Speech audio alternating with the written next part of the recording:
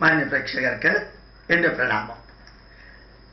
ഒരു ഉജ്ജ്വലമായിട്ടുള്ള സുഭാഷിതമുണ്ട്. സുഭാഷിതം എന്ന വാക്കിന്റെ അർത്ഥം സു എന്ന് പറഞ്ഞാൽ ഗ്ലോറിയസ്, നന്മ നിറഞ്ഞ. ഭാഷിതം എന്ന് പറഞ്ഞാൽ പറയപ്പെടുന്നത്.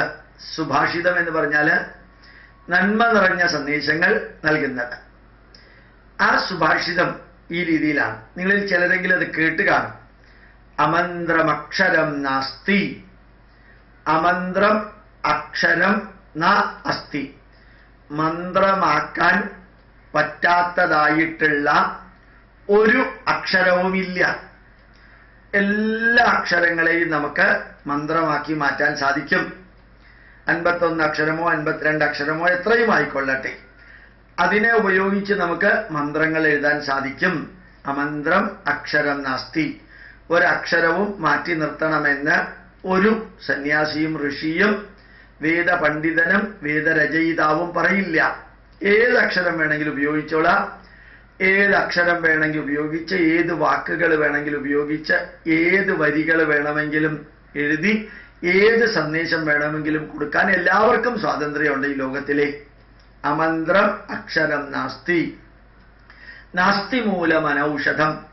ഈ ലോകത്തിൽ ഏതാണ്ട് 4 ലക്ഷം തരത്തിലുള്ള ചെടികളാ ഉള്ളത്. ആ 4 ലക്ഷം തരത്തിലുള്ള ചെടികൾക്കും എന്തെങ്കിലുമൊക്കെ ഔഷധ ഗുണമുണ്ട്. ചെടികൾക്കുമുണ്ട്, ചെടികളുടെ വേരുകൾക്കും ഔഷധ ഗുണമുണ്ട്. ഒരു ചെടിയുടെ വേരും ഔഷധ ഗുണമില്ലാത്തതായിട്ട് ലോകത്തിലില്ല. അപ്പൊ അസ്ഥി മൂലം, മൂലം എന്ന് വെച്ചാൽ വേര്, അനൗഷധം, ഔഷധമല്ലാത്ത ഒരു ചെടിയുടെ ഒരു വേരുമില്ല. അയോഗ്യ പുരുഷോ ന അസ്ഥി. യൂസ്ലെസ് എന്ന് പറയാവുന്ന ഒരു മനുഷ്യനും ലോകത്തിലില്ല. യൂസ്ലെസ് എന്ന് പറയാവുന്ന ഒരു മനുഷ്യനും ലോകത്തിലില്ല. ഒരു ചെറിയ കഥ പറയാറുണ്ട്, വളരെ നന്നായിട്ട്. ഇത് ഞാൻ ഇടയ്ക്ക് പറഞ്ഞത് തന്നെയാണ്. പലരും കേട്ടിട്ടുണ്ടാവില്ല, അല്ലെങ്കിൽ കേട്ടവർ ഓർക്കുന്നുണ്ടാവില്ല. അവർക്ക് വേണ്ടിയാണ് പറയുന്നത്. ഒരു പള്ളിയിലെ കപ്പ്യാര്, അദ്ദേഹത്തിന് എഴുതാനും വായിക്കാനും അറിഞ്ഞൂടാ. വളരെ പെട്ടെന്ന് പറയാം, നീട്ടി വലിച്ച് പറയുന്നില്ല. എഴുതാനും വായിക്കാനും അറിഞ്ഞൂടാ. അപ്പോൾ പള്ളിക്ക് കൂടുതൽ ആൾക്കാരൊന്നും വരുന്നുണ്ടായിരുന്നില്ല. കുറേ കഴിഞ്ഞപ്പോൾ പള്ളിയിലേക്ക് ആൾക്കാർ വരാൻ തുടങ്ങി. അപ്പൊ അവിടെ ഒരു അച്ഛൻ വന്നു. ഈ അച്ഛൻ കപ്പ്യാരോട് പറഞ്ഞു, നിങ്ങൾ ഇങ്ങനെ ആയാൽ പറ്റില്ല, ലോകം വികസിക്കുന്നു, നല്ല വിദ്യാഭ്യാസമുള്ളവർ പള്ളിയിലേക്ക് വരുന്നു, അതുകൊണ്ട് എഴുതാനും വായിക്കാനും പഠിച്ചേ മതിയാവുന്നു. ആ കപ്പ്യാർക്ക് എഴുതാനും വായിക്കാനും പിന്നെയും പറ്റണില്ല. ഒരു തരത്തിൽ ഭയം, സൈക്കോളജിക്കൽ ഫിയർ, സ്കെയറായിട്ടിരിക്കുന്നു. ഈ അച്ഛൻ കുറേ നിർബന്ധിച്ചു, എഴുതാനും വായിക്കാനും പഠിക്കണം, എഴുതാനും വായിക്കാനും പഠിക്കണം എന്ന്.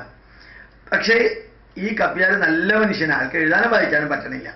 കുറച്ച് കഴിഞ്ഞ് അച്ഛൻ വാണിംഗ് കൊടുത്തു, 1 മാസത്തിനകം പഠിച്ചില്ലെങ്കിൽ പറഞ്ഞയക്കുന്ന. ഈ 1 മാസം കൊണ്ട് കപ്പ്യാരിത് പഠിച്ചില്ല.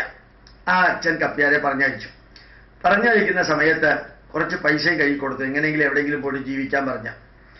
ഈ കപ്പ്യാര് തണുത്ത അന്തരീക്ഷമുള്ള അമേരിക്കയില്, ഇത് ശരിക്കും നടന്ന കാര്യവും കൂടിയാണ്, കഥ മാത്രമല്ല. യഥാർത്ഥത്തിൽ തണുത്ത റോട്ടിൽ കൂടെ ഇങ്ങനെ നടക്കുമ്പോൾ വളരെയധികം ദുഃഖിതനാ. നാളെ നമ്മൾക്ക് എങ്ങനെയാ ജീവിക്കാം, ആശ്രയമൊന്നുമില്ല. അദ്ദേഹം ഒരു സൈഡിൽ ഇങ്ങനെ ഇരുന്നപ്പോൾ അദ്ദേഹത്തിന് ഒരു സിഗരറ്റ് വലിക്കണമെന്ന് തോന്നി.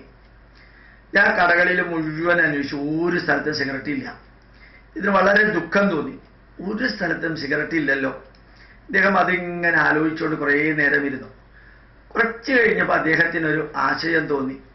എന്നെപ്പോലെ ദുഃഖിക്കുന്നവര് പലതരത്തിലുള്ള കാര്യങ്ങളും വേദനകളും തടസ്സങ്ങളും ബുദ്ധിമുട്ടുകളും അനുഭവിക്കുമ്പോൾ ദുഃഖിക്കുന്നവര് ഇതേപോലെ എവിടെയെങ്കിലൊക്കെ ചെന്നിരിക്കുകയാണെങ്കിൽ, അവർക്കൊരു സിഗരറ്റ് വലിക്കണമെന്ന് തോന്നുകയാണെങ്കിൽ, അങ്ങനെ സിഗരറ്റ് കച്ചവടം നടത്തുന്ന ആരും ഇല്ലെങ്കിൽ ഞാൻ കുറച്ച് പാക്കറ്റ് സിഗരറ്റ് ഇവിടെ കൊണ്ടുവച്ചിട്ട് എനിക്ക് പള്ളിയിലെ അച്ഛൻ തന്ന ആ പൈസ കൊണ്ട് കുറച്ച് സിഗരറ്റ് വാങ്ങിച്ചു വെക്കുകയാണെങ്കിൽ ഒരു പക്ഷേ എനിക്ക് ജീവിക്കാനുള്ള വഴി കിട്ടുമല്ലോ, ജീവിക്കാനുള്ള സമ്പത്ത് കിട്ടുമല്ലോ എന്ന് വിചാരിച്ച് കുറച്ച് സിഗരറ്റ് വാങ്ങിച്ച് അദ്ദേഹം ഒരു ചെറിയ കടയിൽ വെച്ചു. വളരെ പെട്ടെന്ന് സിഗരറ്റ് വിറ്റഴിഞ്ഞു, കുറച്ച് ലാഭം കിട്ടി. അത് ചെറിയ കട കുറേശ്ശെ വലുതായി തുടങ്ങി. 2-3 കടകൾ തുടങ്ങി, 5-6 കടകൾ തുടങ്ങി. അമേരിക്കയിലെ പല സ്ഥലങ്ങളിലും അദ്ദേഹം കട തുടങ്ങി. അവസാനം ഒരു സിഗരറ്റ് ഉണ്ടാക്കുന്ന ഫാക്ടറി തന്നെ വിലയ്ക്ക് വാങ്ങിച്ചു. കുറേയധികം ജോലിക്കാര്. ഇപ്പൊ ഈ അക്കൗണ്ടന്റ്മാര് കൊടുക്കുന്ന അക്കൗണ്ടിൽ ഇങ്ങനെ ഒപ്പിടുകയുള്ളൂ.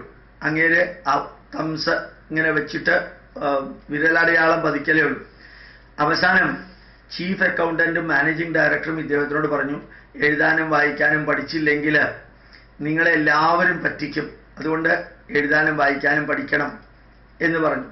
ഇനിയും ഇത് വിപുലീകരിക്കണമെങ്കിൽ നിങ്ങൾക്ക് എഴുതാനും വായിക്കാനും പഠിച്ചേ മതിയാവൂ എന്ന് പറഞ്ഞു. അപ്പൊ ഇദ്ദേഹം പറഞ്ഞു, എഴുതാനും വായിക്കാനും പഠിക്കാത്തത് കൊണ്ടാണ് ഞാൻ ഈ നിലയിലെത്തിയത്. എഴുതാനും വായിക്കാനും പഠിച്ചിരുന്നു എങ്കിൽ ഇപ്പോഴും ഞാൻ ആ പള്ളിയിൽ കപ്പ്യാരായിട്ട് തന്നെ തുടരുമായിരുന്നു എന്ന്. അപ്പൊ ശരിക്ക് ആ എഴുതാനും വായിക്കാനും പോലും അറിയാത്ത കപ്പ്യാർക്ക് ബിസിനസ് എന്നുള്ളതിൽ ഷൈൻ ചെയ്യാൻ സാധിച്ചു. ഞാൻ ഇനി സുഭാഷിതത്തിലേക്ക് തിരിച്ചു വരികയാണ്. അയോഗ്യ പുരുഷോ നാസ്തി, യൂസ്ലെസ് എന്ന് പറയാവുന്ന ഒരു മനുഷ്യനും ലോകത്തിലില്ല. നമ്മളുടെ ജ്യേഷ്ഠന്മാരോ അനുജന്മാരോ സുഹൃത്തുക്കളോ ബന്ധുക്കളോ അഡ്വക്കേറ്റുമാരോ ഡോക്ടർമാരോ ഇങ്ങനെ എത്ര ആൾക്കാരുണ്ടെങ്കിലും ഏതെങ്കിലൊക്കെ കാലത്തിലോ സമയത്തിലോ വിഷയത്തിലോ അഭിപ്രായ വ്യത്യാസം വന്ന് നമ്മൾ ഫൈറ്റ് ചെയ്യുകയോ നമ്മുടെ ബന്ധം മുറിക്കുകയോ ഇതൊക്കെ ചെയ്തിട്ടുണ്ടെങ്കിലും ശരി, ഞാൻ എൻ്റെ അനുഭവത്തിന്റെ കൂടി വെളിച്ചത്തിൽ പറയുന്നു, ആരിൽ നിന്ന് എപ്പോഴാണ് നമുക്ക് സഹായം സ്വീകരിക്കേണ്ടി വരിക എന്നുള്ളത് അറിഞ്ഞുകൂടാ. ആരെയാണ് സഹായത്തിനായിട്ട് അപ്രോച്ച് ചെയ്യേണ്ടി വരിക എന്ന് അറിഞ്ഞുകൂടാ. നമുക്ക് തന്നെത്താനെ ജീവിക്കാൻ സാധിക്കും, തന്നെത്താനെ മുമ്പോട്ട് പോകാൻ സാധിക്കും എന്നുള്ള ധാരണ തകർന്ന തരിപ്പണമാകുന്ന അനവധി സന്ദർഭങ്ങളുണ്ട് ജീവിതത്തിൽ. അപ്പോ ഇന്നുവരെ സംസാരിക്കാത്തവനോടും ദേഷ്യപ്പെട്ടവനോടും മുഖം വീർപ്പിച്ച് നടന്നവനോടെയും അടുത്ത് ചെന്ന് നമുക്ക് പല കാര്യങ്ങളും ചോദിക്കേണ്ടി വരും. അപ്പോ ഞാൻ ഇന്നലെ കഴിഞ്ഞ ക്ലാസ്സിൽ ഞാൻ പറയുകയുണ്ടായി, നമ്മളില്ലെങ്കിലും ഈ ലോകമുണ്ട്, ഈ ലോകമില്ലെങ്കിൽ നമ്മളില്ല. നമ്മളില്ലെങ്കിലും ഈ ലോകമുണ്ട്, എല്ലാവരും ഉണ്ട്, അവരില്ലെങ്കിൽ നമ്മൾ പലപ്പോഴും ഉണ്ടാവില്ല. അതുകൊണ്ട് ഈ അയോഗ്യ പുരുഷോ നാസ്തി, അയാൾ യൂസ്ലെസ് ഫെല്ലോ ആണ് എന്ന് പറയുന്നതിൽ ഒരു അർത്ഥവും ഇല്ല. എല്ലാവരും പ്രയോജനപ്പെടുന്ന ആളാണ്. പണ്ട് തൃപ്പൂണിത്തുറയിൽ നിന്ന് എൻ്റെ വീട് പണിയാനായിട്ട് കുറേ വാതിലും കട്ട്ളയും ജനലും എല്ലാം തിരുവനന്തപുരത്തേക്ക് കൊണ്ടുവന്ന സമയത്ത് രാത്രി 12 മണിക്കാണ് കൊണ്ടുവന്നത്. ഹെഡ് ലോഡ് വർക്കേഴ്സിന്റെ ശല്യം ഒഴിവാക്കാനായിട്ട് കൊണ്ടുവന്ന് എൻ്റെ സുഹൃത്തിൻ്റെ വീട്ടിൽ ഇറക്കി വെച്ചു. പക്ഷെ 12 മണിക്കാണ് ഇറക്കിയതെങ്കിലും ഹെഡ് ലോഡ് വർക്കേഴ്സ് വന്ന് അവർ കുറേ പൈസ എൻ്റെ അടുത്ത് മേടിച്ചു. അവർ താഴ്ത്ത് ഇറക്കി വെച്ചത് അവരാണ്. വളരെ തുച്ഛമായിട്ടുള്ള എമൗണ്ട് കൊടുത്താൽ മതിയായിരുന്നു ഈ വീട്ടിലെ ജോലിക്കാരനെ കൊണ്ട് ഇറക്കിയിരുന്നു എങ്കിൽ. പക്ഷേ ഹെഡ് ലോഡ് വർക്കേഴ്സ് വന്നു, അവർ ധാർഷ്ട്യത്തോടുകൂടി സംസാരിച്ചു. പിന്നെ അവരെ കൊണ്ട് രാത്രി ഇറക്കേണ്ടി വന്നു. അവർക്ക് എമൗണ്ടും കൊടുത്തു.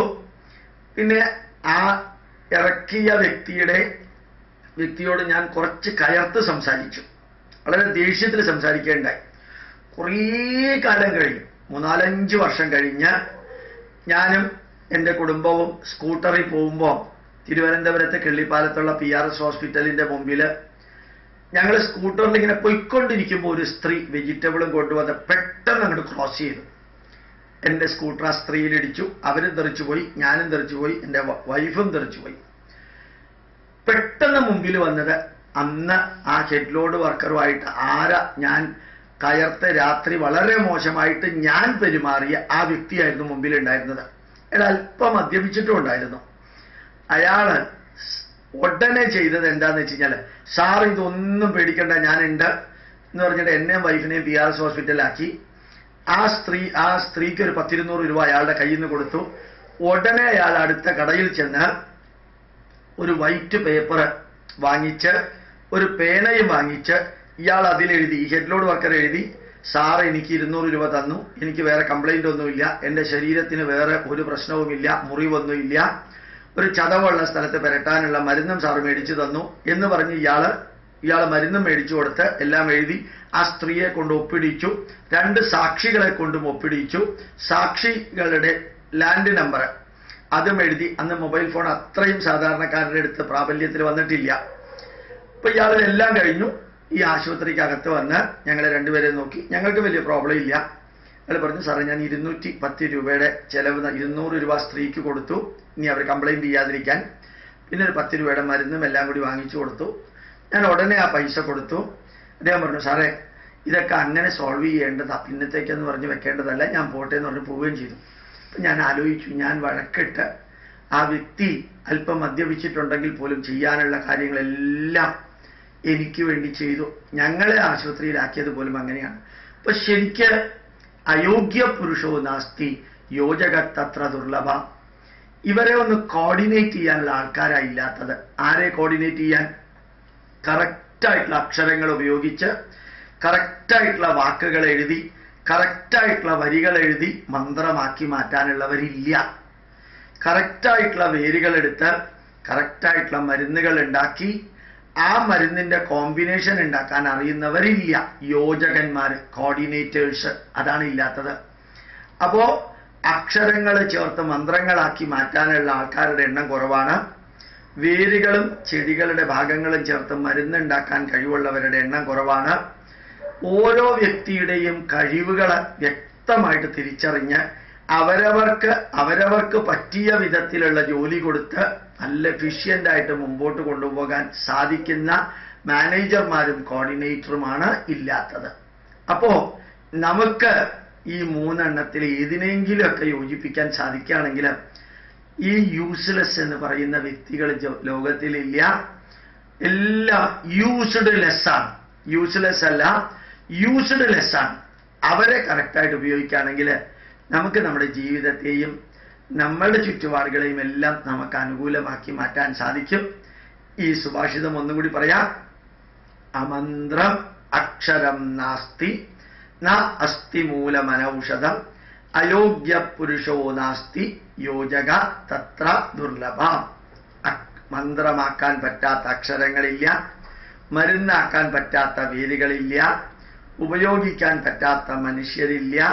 ഇവരെ കറക്റ്റായിട്ട് കോർഡിനേറ്റ് ചെയ്യാനുള്ള മാനേജർമാരും കോർഡിനേറ്റേഴ്സുമാണ് ഇല്ലാത്തത് എന്ന് തിരിച്ചറിയാൻ സാധിക്കട്ടെ. പ്രണാമം, നമസ്കാരം.